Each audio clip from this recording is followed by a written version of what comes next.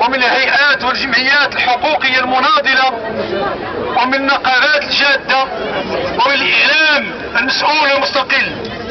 أيتها الكونفدراليات والكونفدراليون، نستحضر اليوم ونحن نخلد الذكرى 36 للإضراب الوطني العام ل 20 جوان 1981.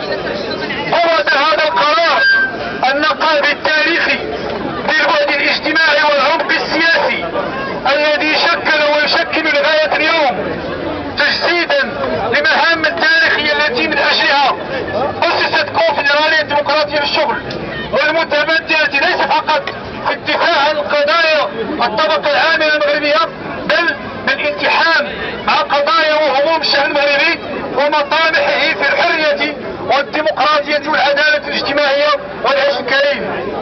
ومن أجل كل هذا جاء هذا القرار الجريء للتعبير عن احتجاجنا عن السياسات اللا شعبية للحاكمين التي كان رد فعلهم همجيا، حيث عمدت الدولة إلى استعمال الرصاص الحي، وكانت أول شهيدة سقطت برصاص القمع طفلة لم تتجاوز من عمرها 12 سنة.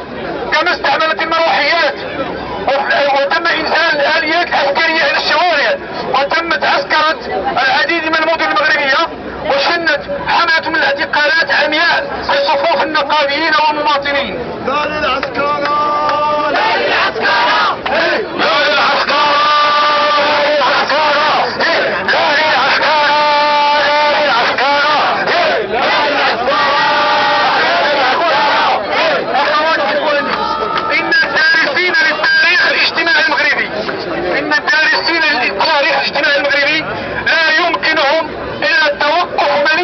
امام هذه